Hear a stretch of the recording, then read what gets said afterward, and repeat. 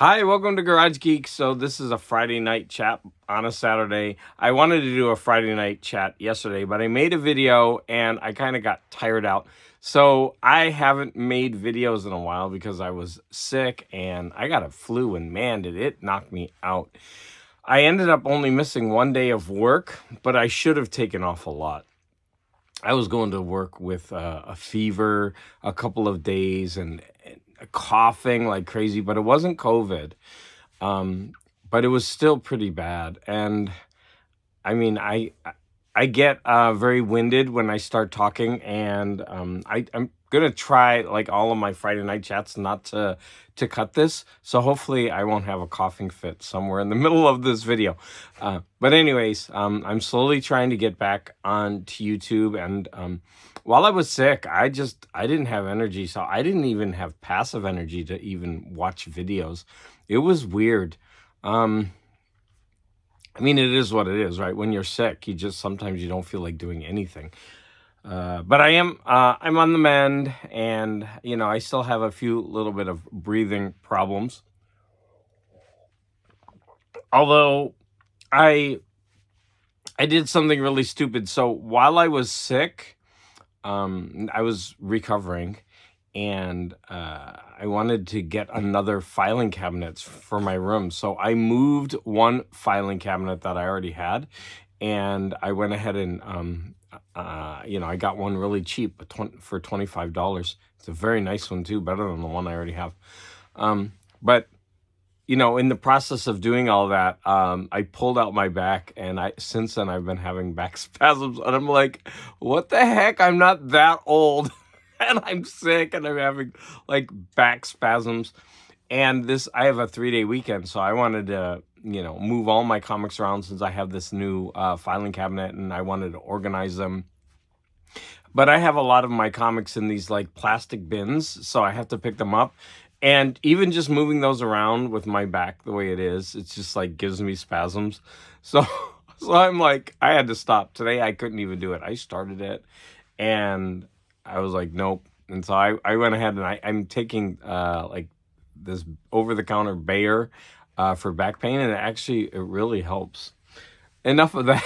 Enough of all my problems, right? We're gonna start with show and tell.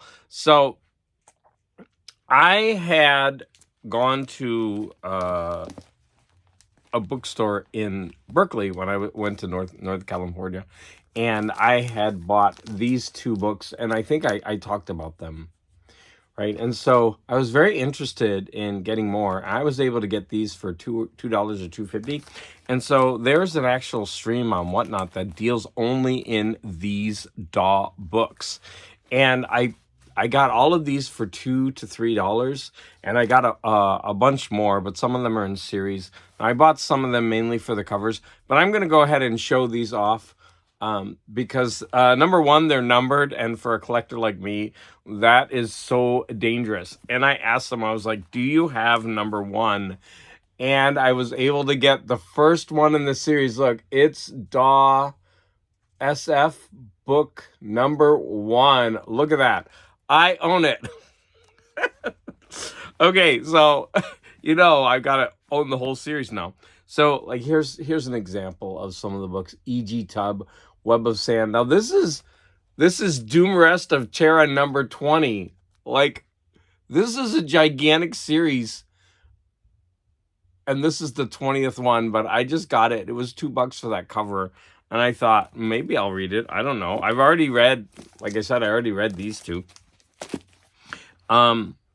Here's one by A. Van Vogt. Now, I'm actually listening to one of his books right now. I'm in the middle of Slan. So I will definitely get around to reading this one. But look at how cool that cover is. This one is number 316. Oh, the other one I showed you was number 348. This one, the big black mark. I'm getting ready to cough. This one is number 139. Of course, I just bought that for the the cover. But I'm going to tell you that I read both of these and I really like them both, as I talked about in my reviews. So I'm looking forward to diving into some of these others. Here's number 211, The Florians. And then I got this, The Enchanted Planet, Pierre Barbet, which is 156. This is probably the one I'm going to read next, because Baphomet's Meteor, which I really like, was also by Pierre Barbet. So I'm looking forward to reading these. Now, what I didn't realize is that, these are yellow spines, and as you can see, I got all these for $2, and look at the condition. They're gorgeous. But when I bought these at the bookstore, like you can see, they're not as nice. They're a little bit more beat up. I'm really glad to have them, but look at the condition of these. Like, they're gorgeous. Yeah, the people who run the WhatsApp, they're like, no, we only buy them if they're in good condition, and they normally start them at $3, but they were having a special what app show, and they were starting them at $2, and so I was able to get a bunch. In addition to that, so Sleepy Reader is such a bad influence on me.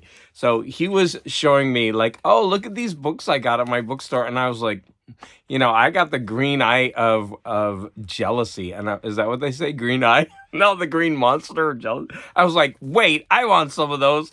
And so I immediately went on to eBay and I bought some of these books. Now, what they are is Edgar Rice Burroughs, and they're these old ace science fiction classic books. And the artist is Frazetta, but mostly Roy Krenkel. And I guess Roy Krenkel was kind of a mentor to Frazetta. I'm not sure. So, for example, this one, The Land of Terror, they're all Edgar Rice Burroughs. This one is a Frazetta, but this one is a Roy Krenkel. And they're tiny books. I didn't realize this when I got them. But I was able, like, they say $7 on them, right? But I got them for like $2 or $2.50 each. And they're really cute books. And I've been starting to read Edgar Rice Burroughs. I mean, listen to him. I listened to 2 of the Pellucidar books, right? At Earth's Core and whatever the second one is. And I really actually enjoyed those books. So, I mean, they're of their time, like I've said. Here's another one, The Land of Hidden Men, originally entitled The Jungle Girl. But, I mean, the artwork on these are cool. And Out of Time's Abyss. So what do you think of those? I thought I got a pretty good deal. I got them, even with shipping, they were about $2 or $2.50 each. Okay, so I want to finally, show and tell's almost over.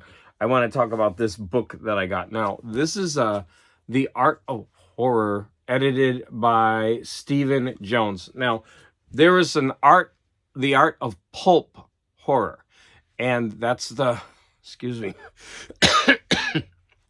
that's the latest book. But since it's the latest one, it's still pretty expensive. And so I looked into him, and there are 3 in this series. He's got The Art of Horror, The Art of Movie Horror, and The Art of Pulp Horror. Now, the one I wanted the most was the Pulp Horror, because, it deals with, these kind of, old pulp books. But when I saw the other 2, I decided to go ahead and get them. I think the Art of Movie one is on its way, the Art of Movie Horror. But I started reading this, and I mean, it's gorgeously illustrated. So the introduction is basically about the early history of horror, and then the first chapter is about vampires and how, the history of vampires. I haven't finished that chapter, but there's an example of another illustration. Many of the images are actually quite small, like that, with a lot of notes. But what is interesting about the notes is that they can lead you into really interesting and unexpected places. For example, this one, the guy's name is, bottom left, Edward Ryu, And he illustrated many of Jules Verne's books. And I started researching him online as I was doing this, and some editions are available that have those illustrations, and I'm a sucker for that. So maybe in a future episode of Friday Night Chats, I'll be showing off some Jules Verne with Edward Rieu illustrations. So they were originally done in France. I mean, I could just show you, it's just image after image of this, beautiful art book, but it's basically a history of horror with a lot of beautiful art thrown in. So, for example, as we start with vampires, you get all of those images, right? A lot of them you've seen before because it's talking about the history of vampires, but then you start getting into some of the more modern images. But as you're reading through this, you're getting history, and that's a lot to read. But then let me cover that one up just in case. But gorgeous images. So, but like I said, I'm really. Oh, here's a Basil Gogos. I mean, I love his artwork. So, and I really do love these old movie posters. So, anyways, that concludes this part of show and tell. The rest of this is going to be about movies and books that I've seen. And since it's been quite a few weeks, there's going to be a lot to talk about. If I could do this without losing my breath. Okay, I'm looking for my photos. Where are my photos? There you are. Okay. So we're going to start. We're going to kind of go backwards in time. I'm going to start with what I've seen most recently. So I watched the animated second Spider-Man Across the Spider-Verse, and it's over 2 hours long, and it started out, absolutely loved the first one. And the second one, because of the style and also the storytelling, the style was so gorgeous. Well, the style is the same in this. It's beautiful to behold. And so the beginning of this movie is kind of silly, but it's laying the groundwork for what comes later. And so the beginning of this movie, you're having fun, but it doesn't seem like anything serious. But then by the second half of the movie, it's all set up, and wow, does it get pretty heavy. And I was surprised at how good this movie got. And I am not going to talk about the ending at all, but let's just say that I was very surprised by the ending. If you've seen it, please don't leave the comments about the ending, because if anybody hasn't seen it, don't give it away. Yeah, what a good movie. It's on my dog. It's on Netflix, so watch it. Wow, is it good? And if you haven't seen the first one, you absolutely have to watch that one. I stumbled across a cartoon on Max, and there were only 9 of them, and so I started watching them. Well, to my surprise, I got to the 9th one, and there were 3 more, so I had to actually wait a week to see how it ended. This show hooked me from the beginning. It was like stepping into a Mobius comic, and I'm a huge fan of Annihilation, and I've talked about... Oh, what's that book by the Russian brothers that kind of Annihilation, the ideas came from? It was something about, Roadside Picnic, right? If you know that book. Well, anyways, I recently rewatched Annihilation. I loved those books. I absolutely loved them. And this felt like Mobius and Annihilation put together. I really can't recommend this series enough. If you watch the first one and you don't like it, you'll know not to watch the rest. It's going to be more of the same.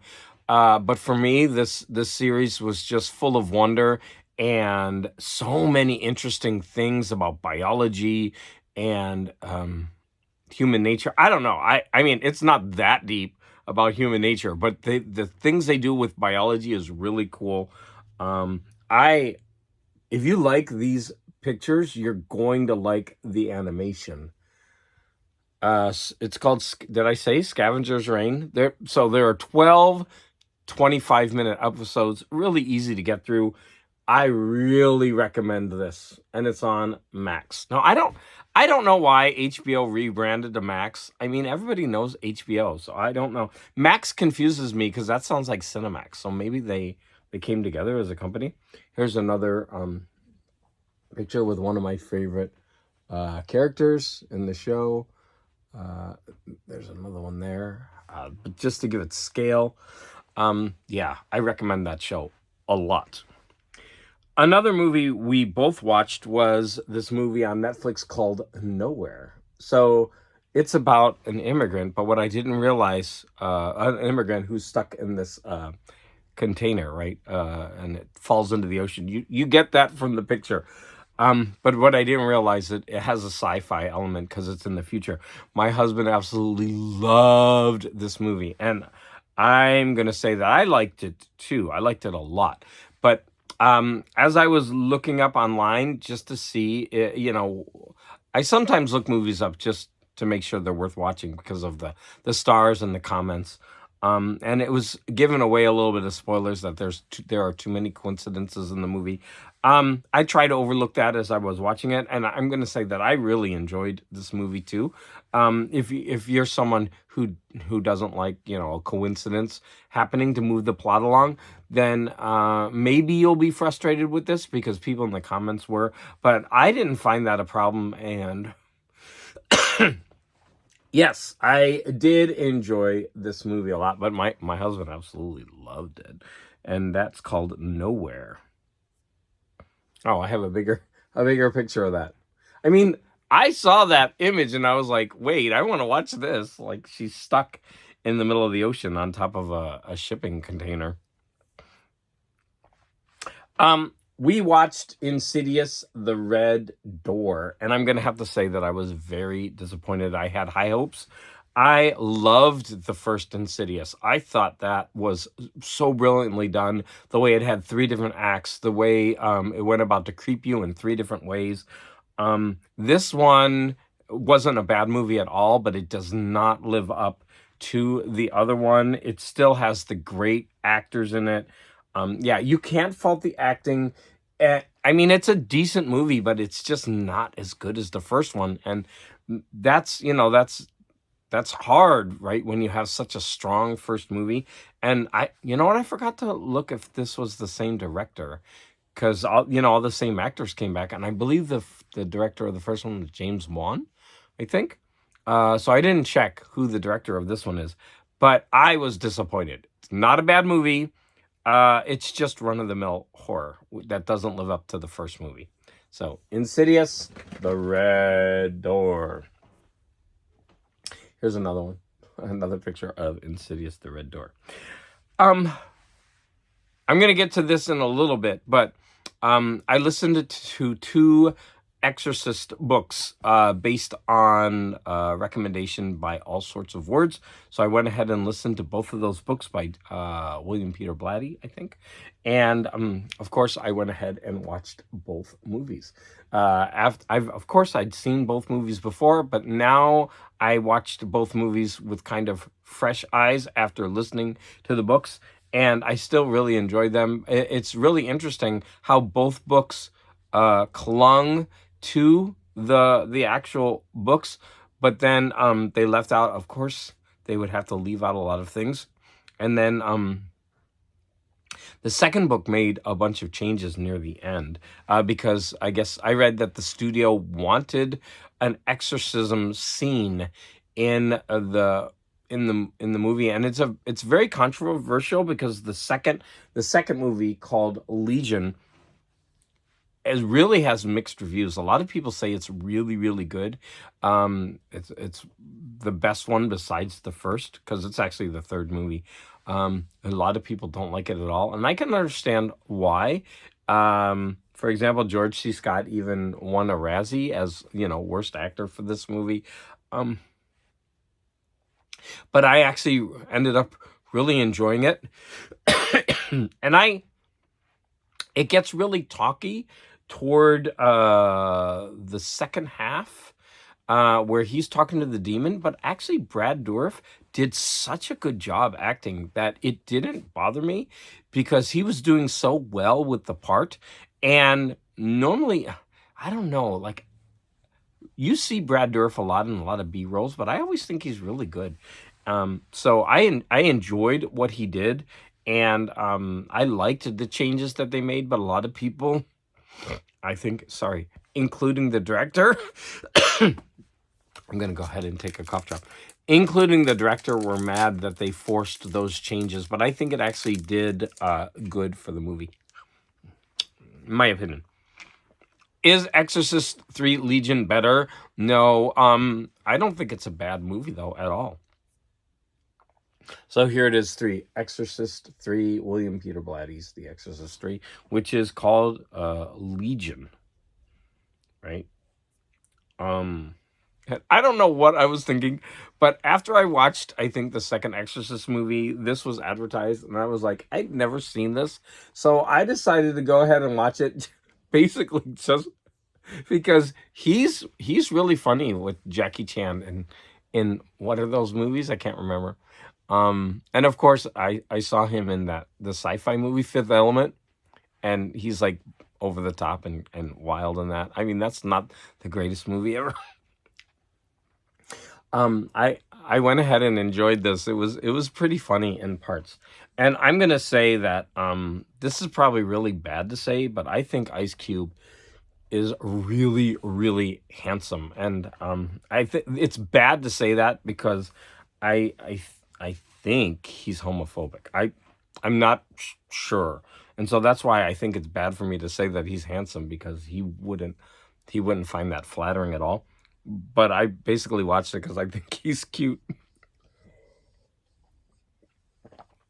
And he's really cute. And then Chris Tucker did such a great job. Overall, is it like the greatest comedy ever? No, but I was actually laughing in parts. It was really entertaining. And it's strange because I don't like comedies, but I'm going to recommend 3 comedies today. So Friday, I enjoyed it. It's escapist comedy. It was fun. I mean, look at that. And I'd never seen it before, so I was just like, let me try it. The next movie I'm going to talk about is The Deeper You Dig. And this was a very low, let me show that again. This was a very low budget movie about a person who accidentally kills somebody, someone's daughter, and the mother has kind of psychic powers. And the movie goes from there. It's very low budget, but I ended up really enjoying this. I cared about what was happening, and I wanted to know where it was going. And so, hold on, let me deal with my dog. Here, come over here. Come on, Angel. Hurry up. Come over here. Okay, we're gonna get the dogs situated. Go ahead, lay down.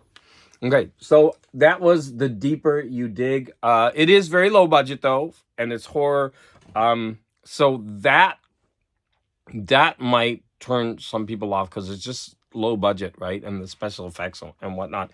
It's slower because of its budget and everything. But I ended up really enjoying it. Like I said, I wanted to find out where it was going, and the ending to me was a little bit crazy. But it was the ending. So this is the next comedy that I am going to recommend highly. My husband wanted to watch this, No Hard Feelings. And wow, was this movie funny. This movie was so good. Jennifer Lawrence was so good in this movie. Yeah, I usually can't recommend comedies, but I was laughing like really a lot. She is so funny in this. And then, I mean, of course, like many good comedies, like there will change and become a little bit more serious toward the end. But even when it did that, I was still enjoying the movie. So I'm gonna say, if you like Jennifer Lawrence as an actress at all, then you should watch this movie. She's so good and she's so funny. So the third comedy I watched was Old Dads. So my husband loves comedies, so every once in a while we have to watch some of them. And Bill Burr is known for his irreverent, I guess that's what you call it, humor. Um, it's very not on PC, right? He's always pushing boundaries. So the first half of this movie is really funny because he's this character that is always bucking the system, always questioning everyone around him, like, why do I need to do this? And not doing, like, he'll do things for very selfish reasons, right? If that's the kind of person he is. Um, by the second half of the movie, it kind of, wears thin. So I'm gonna say that if you kind of like Bill Burr and his humor, you could watch the first half of this movie and you're going to be laughing a lot. By the second half, like I said, I was ready for it to be over. Second half, I didn't like it as much, but because of the first half, I'm going to go ahead and recommend this. Old Dads.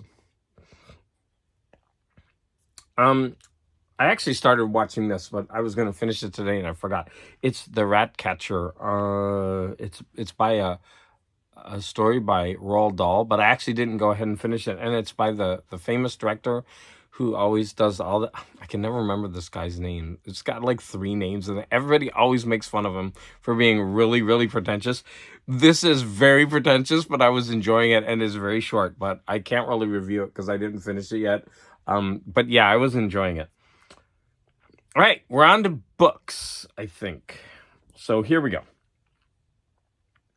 So I don't know if I told you, but I read the second in this. It's septology, but they're in America.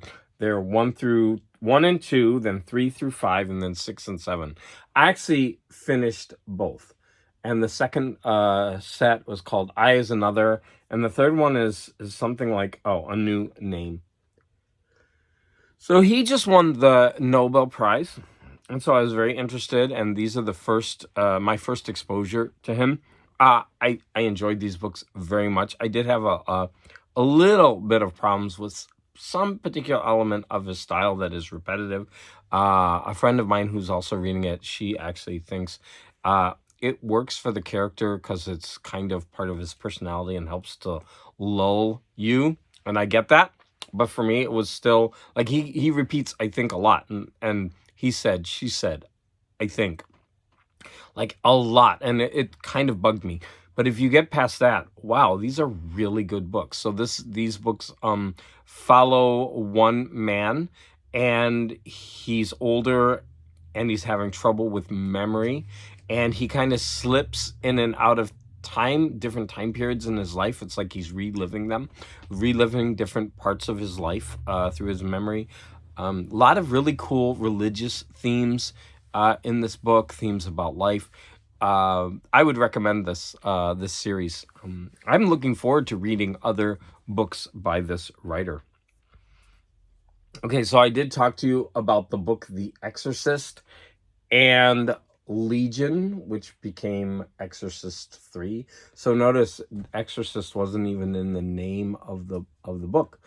Right, but then when they made the movie, they forced him to use the title Exorcist and to have an exorcist in it, because this book isn't really about a priest. It's more about a cop who's investigating events that happened in the first book. So they are carried over into this book.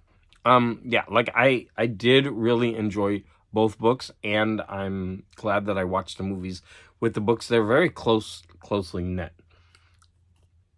What else? Well, I'm going pretty quickly. I just have maybe 1 or 2 more, and this might only be around 35 minutes. Okay. Another book that I read was Love and Other Thought Experiments by Sophie Ward. So this book was long listed for the Booker Prize, and I think I had gotten it a couple times, but I didn't have time to read it, so I just kept letting other people having it, and it would pop back. So I finally went ahead and listened to it, and the beginning of the book seemed to me run-of-the-mill, very well-written fiction, but it's the kind of thing that I've read over and over again about people and their relationships. But each chapter begins with a thought experiment, and a lot of them are very famous. So these thought experiments are to get you to, think about life and what is reality. One of the famous ones is like, I don't, what is the famous Greek ship, the Argosy? So like, if somebody took piece by piece and replaced it over time, and then they saved those pieces and they built another one, which one would be the real one, right? Those kind of thought experiments, like if it was replaced piece by piece, those kind of things. But each thought experiment had some kind of tie to some themes that were going on in the book. Reviewers online said this was forced. I thought it was really interesting. Some reviewers online said that the thought experiments were more interesting than the actual novel. This book, though, went in surprising directions that I, for one, really appreciated. This book ended up being a science fiction book rather than a literature book. And I didn't realize that. I was starting to read it. And then, I mean, even if you read the title, Love and Other Thought Experiments, I mean, that doesn't sound like a science fiction book. It just sounds like a run-of-the-mill fiction book. And so I was very surprised with where this book went, and I was very happy with the themes and what it was trying to say. But so many people were like, they really did not like this book as they read it, and I was kind of surprised because I actually ended up really enjoying it. But I did understand what they were trying to say. Maybe it was because it was so surprising and it went places that people weren't expecting, which is, for me, it went into a sci-fi direction, and I was like, oh my, a sci-fi book I didn't know that I was reading. So I was very happy about that. So, I want to show you, like, I have two of these in my room, right? And so I haven't taken this one down, but on the other side of the room, I went ahead and I wanted to change this because to me, I was getting tired of it because it was too busy. And it's very hard to take the comics in and out of these plastic sleeves. And even to get the top ones out, I kind of had to like fold it down. And I was worried that I was bending the comics. And I was getting tired of that. And so I wanted a cleaner, sleeker look. And I went ahead and I changed it to that. Now, all I did was I bought the little plastic things, and I thought it's a sleeker look, a cleaner look. But my husband now says it looks a little bit too bare. And but that was the kind of look I was going for, because my room is really cluttered, as you can see. And I thought if I could streamline some things in here, it would take away that cluttered feeling. So I want to know, what do you think? Do you like that style? It won't matter, I'm changing it anyway. Or do you prefer that style? Please let me know in the comments. So what else was I going to say? I have serious deficits in my music. I think everybody does. How could you listen to everything and know everything? But for some people to, to admit their lacks, like in the vinyl community, like, oh my God, they're going to look down on you. Like, I have serious holes in my 60s British music. And I know the Kinks mostly from all of their hits. So I decided to go ahead and listen to the Kinks discography from the beginning. So I listened to the first Kinks album, and I've been listening to it on repeat. And I actually listened to the deluxe edition, which has way more tracks than the original. It's actually 2 discs full of all, songs. And normally that's a problem, but I ended up really enjoying a lot of the extra tracks. And I'm going to say that I really enjoyed this debut. Some of the reviewers online say some of the songs are just really pedestrian, poorly written. Of course, there are the ones penned by the band members. I forget. I think it's Ray Davies who wrote the songs, or the brother. I'm not sure. Ray Davies, right? those are praised, and those are the ones that became hits. But they're all the rest of the songs, they're cover versions, and a lot of people don't appreciate those. I actually ended up really enjoying a lot of them. Now, when I got to the second one, Kinda Kinks, I didn't enjoy it as much. I think the debut is way stronger, and the song choices are better. There are way more memorable songs on the first and even the bonus tracks than the second. So I would say this is a 3 stars, and this is like at least a 4.